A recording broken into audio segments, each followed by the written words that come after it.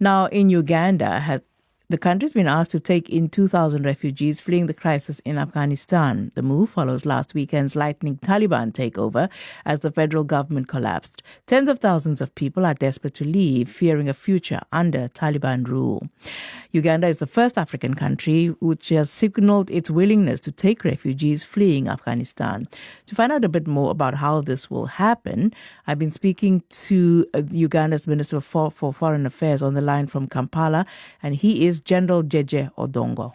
We do not yet have definite timings for the arrival not of refugees, but of lodgers, because they will only be transiting through Uganda. Right. And what does that actually mean? Will they be housed differently to people who are considered refugees? The arrangements which we are discussing will depend on the different categories of the individuals that will come here. So we will be treating the different categories differently, since, as I have mentioned, they will not be typical refugees. So give us an understanding of exactly what sort of people they will be and where they will be going after transiting from Uganda and how long they'll stay.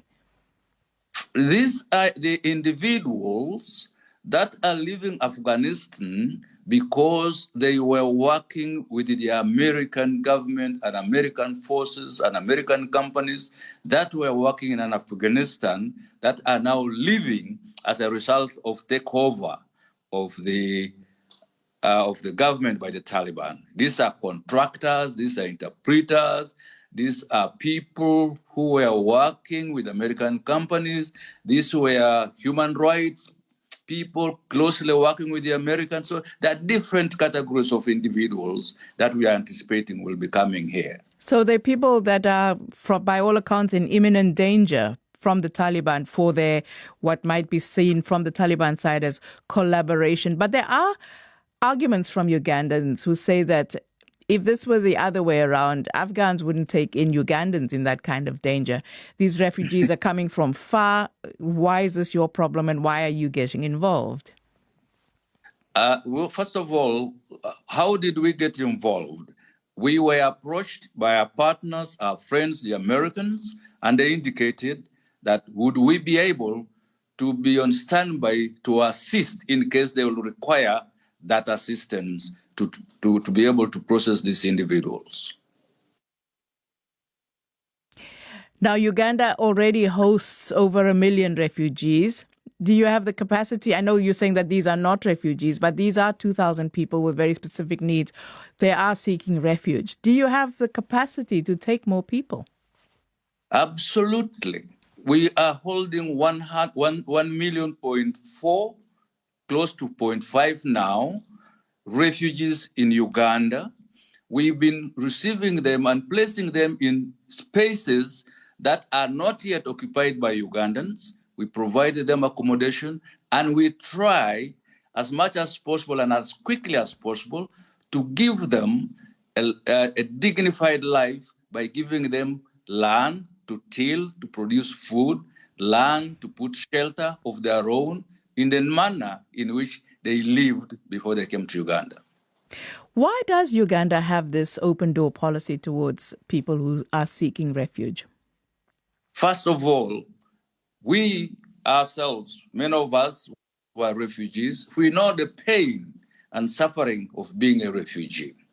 Secondly, we, as the National Resistance Movement, have always believed in providing sanctuary to human beings that require that kind of assistance. So the point of humanity on our part drives us to accept, to assist anybody in need.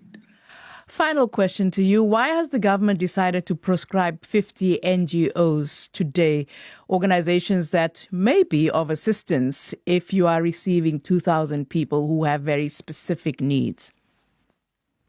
We must see the action that has been taken against the background of the management of NGOs in this country. In 2016, the government of Uganda promulgated a law to manage NGOs in this country. In that law, any NGO is required to register and is required to be licensed. In 2019, we carried out a validation exercise to find out who has been registered and who has been licensed. After that exercise, we gave amnesty to everyone to register and to receive a license to operate. Many NGOs continue to operate in spite of what you've just said. Over 2,000 are operating. These 50 fell foul of the law. That's General Jeje Odongo, Uganda's Minister for Foreign Affairs.